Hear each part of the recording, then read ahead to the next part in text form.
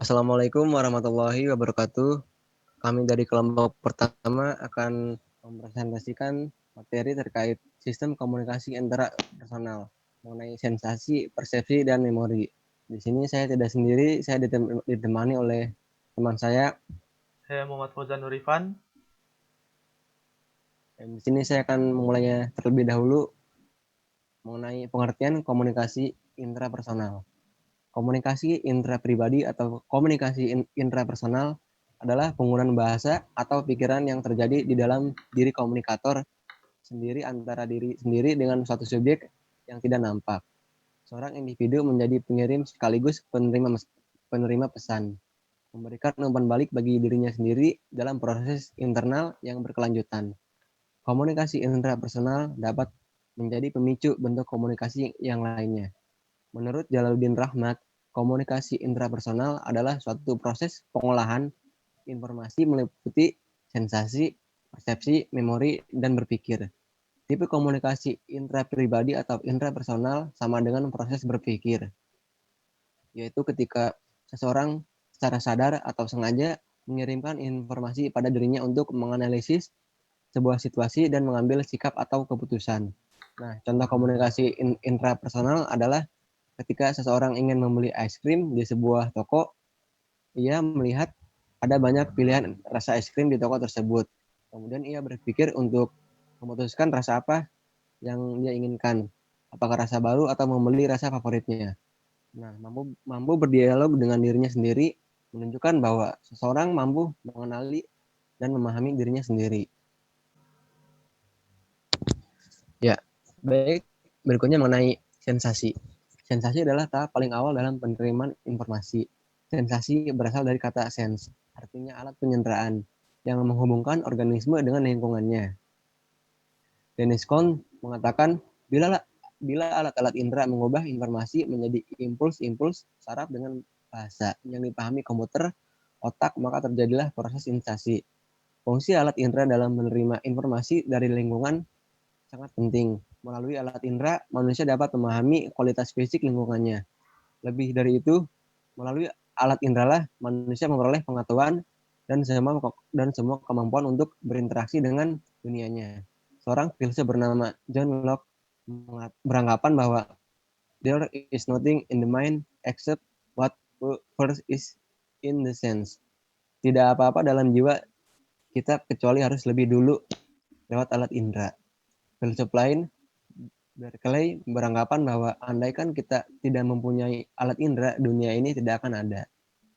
Psikologi menyebutkan ada 9 alat indera, yaitu yang pertama penglihatan, pendengaran, kinestesis, vestibular, perabaan, temperatur, rasa sakit, perasa, dan penciuman.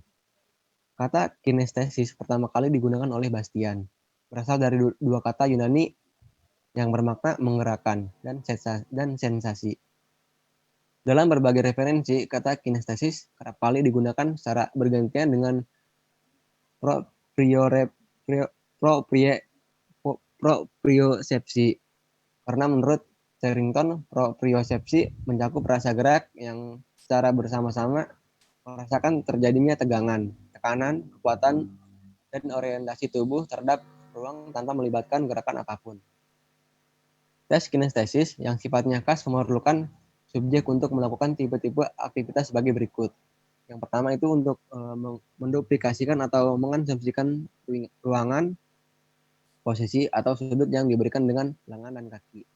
Yang kedua, menunjukkan akurasi gerakan lengan terhadap bidang horizontal dan vertikal. Yang ketiga, menggunakan jumlah kekuatan yang diberikan untuk melawan tahanan yang terukur. Yang keempat, melompat sesuai dengan jarak dan ketinggian yang telah diberikan.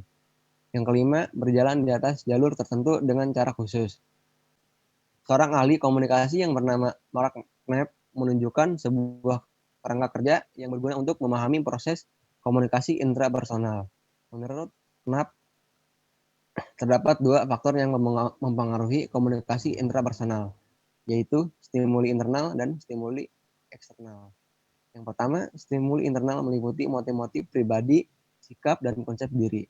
Dan yang kedua, stimuli eksternal meliputi berbagai kejadian, objek, dan orang yang berada di luar individu.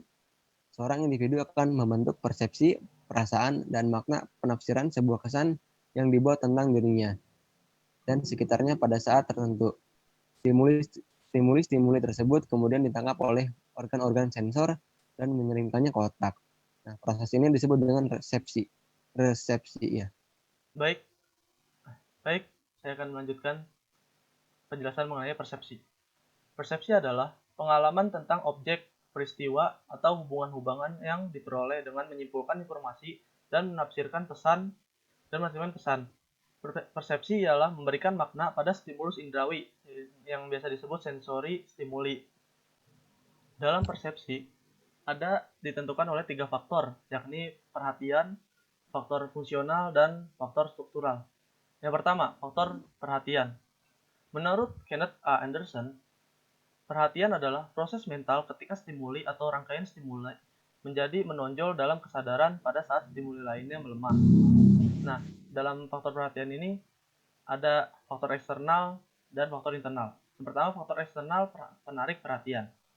Faktor eksternal penarik perhatian yang pertama adalah gerakan, seperti organisme yang lain. Manusia secara visual tertarik pada objek-objek yang bergerak. Kedua, intensitas stimuli. Seseorang akan memerhatikan stimuli yang lebih menonjol dari stimuli yang lain. Ketiga, kebaruan. Hal-hal yang baru, yang luar biasa, yang berbeda akan menarik perhatian. Beberapa eksperimen juga membuktikan stimuli yang luar biasa lebih mudah dipelajari atau diingat. Dan keempat, perulangan.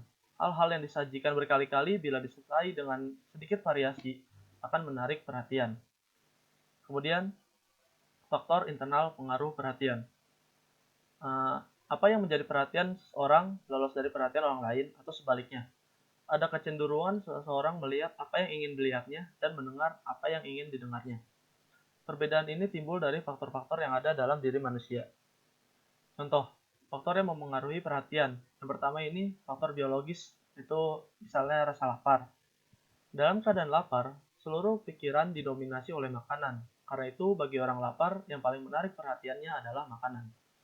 Yang kenyang akan menaruh perhatian pada hal-hal yang lain. Kedua, yaitu faktor sosiopsikologis atau hal-hal yang diperhatikan. Contohnya, saat coba berikan sebuah foto yang menggambarkan kerumunan orang banyak di sebuah jalan sempit. Tanyakan apa yang mereka lihat.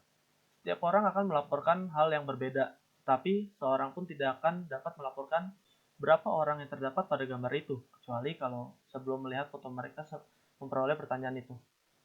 Yang kedua, faktor-faktor fungsional yang menentukan persepsi. Faktor fungsional berasal dari kebutuhan, pengalaman, masa lalu, dan hal-hal yang termasuk faktor personal. Yang menentukan persepsi bukan jenis atau bentuk stimuli, tetapi karakteristik orang yang memberikan respon pada stimuli itu. Dalam suatu eksperimen, Levine, Shane, dan Murphy memperlihatkan gambar-gambar yang tidak jelas kepada dua kelompok mahasiswa. Gambar tersebut lebih sering ditanggapi sebagai makanan oleh kelompok mahasiswa yang lapar daripada kelompok mahasiswa yang kenyang. Persepsi yang berbeda ini tidak disebabkan oleh stimuli, karena gambar yang disajikan sama pada kedua kelompok. Perbedaan persepsi itu bermula pada kondisi biologis mahasiswa. Faktor-faktor fungsional yang mempengaruhi persepsi lazim disebut sebagai kerangka rujukan. Dalam kegiatan komunikasi, kerangka rujukan mempengaruhi bagaimana orang memberi makna pada pesan yang diterimanya. Berbicara tentang floor albus, kanker serviks di muka ahli komunikasi tidak akan menimbulkan pengertian apa-apa. Mereka memiliki kerangka rujukan untuk memahami istilah-istilah kedokteran tersebut. Begitu pula mahasiswa kedokteran akan sukar memahami pembicaraan tentang teori-teori komunikasi bila mereka tidak memiliki latar belakang pendidikan dalam ilmu komunikasi. Dan yang terakhir, faktor-faktor struktural yang menentukan persepsi. Nah, faktor-faktor struktural berasal semata-mata dari sifat stimuli fisik dan efek-efek saraf yang ditimbulkannya pada sistem saraf individu. Para psikolog Gestalt seperti Kohler, Wartemeyer, dan Kofka merumuskan prinsip-prinsip persepsi yang bersifat struktural. Prinsip-prinsip ini kemudian dikenal dengan nama teori Gestalt. Menurut teori Gestalt, bila kita mempersepsi sesuatu, kita mempersepsinya sebagai suatu keseluruhan. Dengan kata lain, kita tidak melihat bagian-bagiannya. Jika kita ingin memahami suatu peristiwa, kita tidak dapat meneliti fakta-fakta yang terpisah, melainkan kita harus memandangnya dalam hubungan keseluruhan. Dan ini adalah pembahasan yang terakhir, yaitu memori. Schlesinger dan Grove mendefinisikan memori adalah sistem yang sangat berstruktur yang menyebabkan organisme sanggup merekam fakta tentang dunia dan menggunakan pengetahuannya untuk membimbing perilakunya. Secara singkat, memori melewati 3 proses, yakni perekaman, penyimpanan, dan pemanggilan. Perekaman atau encoding adalah pencatatan informasi melalui reseptor, indera, dan sirkuit saraf internal. Penyimpanan atau storage adalah menentukan berapa lama informasi itu berada, dalam bentuk apa, dan di mana. Pemanggilan atau retrieval dalam bahasa sehari-hari, mengingat lagi adalah menggunakan informasi yang disimpan. Kemudian ada jenis-jenis memori. Yang pertama, pengingatan atau recall. Pengingatan adalah proses aktif untuk menghasilkan kembali fakta dan informasi secara kata demi kata, tanpa petunjuk yang jelas. Yang kedua, pengenalan atau recognition. Sukar untuk mengingat kembali sejumlah fakta, lebih mudah mengenalnya kembali pilihan berganda atau multiple choice. Dalam tes objektif menuntut pengenalan, bukan pengingatan. Yang ketiga, belajar lagi atau relearning. Menguasai kembali pelajaran yang sudah pernah diperoleh, termasuk pekerjaan memori. Mempelajari yang sudah dipelajari akan lebih cepat. Dan yang keempat, reintegrasi. Reintegrasi ialah merekonstruksi seluruh masa lalu dari satu petunjuk kecil. Selanjutnya akan dilanjutkan oleh Muhammad Rifki. Ya, baik, akan dilanjut oleh saya mengenai mekanisme memori. Ada 3 teori yang menjelaskan memori, yakni teori halus, teori interferensi, dan teori pengolahan informasi. Yang pertama, teori halus atau diffuse teori. Menurut teori ini, memori hilang atau memudar karena waktu. Willis James juga Benton Underwood membuktikan dengan eksperimen bahwa the more memorizing one does, the poorer one's ability to memorize. Makin sering mengingat, makin jelek kemampuan mengingat. Yang kedua, teori interferensi atau interference teori. Menurut teori ini, memori merupakan meja lilin atau kanvas. Pengalaman adalah lukisan pada meja lilin atau kanvas itu. Jika misalnya dalam kanvas itu terekam hukum relativitas, dan segera itu mencoba merekam hukum medan gabungan. Yang kedua akan menyebabkan terhapusnya rekaman yang pertama atau mengamburkannya. Ini disebut interferensi. Inhibisi retroaktif atau hambatan ke belakang terjadi jika seseorang misalnya menghafal halaman pertama dalam kamus bahasa Inggris Indonesia, lalu berhasil. Nah, kemudian menghafal halaman kedua, berhasil juga. Akan tetapi yang diingat pada halaman pertama berkurang. Inilah yang disebut inhibisi retroaktif. Lebih sering mengingat, lebih jelek daya ingat kita, ini disebut inhibisi proaktif atau hambatan ke depan. Nah, yang terakhir, teori pengolahan informasi atau information theory. Secara singkat, teori ini menyatakan bahwa informasi mula-mula disimpan pada sensory storage. Kemudian masuk short term memory atau memori jangka pendek. Lalu dilupakan atau decoding untuk dimasukkan ke dalam long term memory atau memori jangka panjang. Otak manusia dianalogikan dengan komputer. Sensory storage lebih merupakan proses perseptual daripada memori. Ada 2 macam memori, yakni memori ikonis untuk materi yang diperoleh secara visual dan memori ekosis untuk materi yang masuk secara auditif atau melalui pendengaran. Sensory storage menyebabkan seseorang melihat rangkaian gambar seperti bergerak ketika menonton film. Ya, sekian dari kelompok kami. Mohon maaf apabila banyak kesalahan. Wassalamualaikum warahmatullahi wabarakatuh.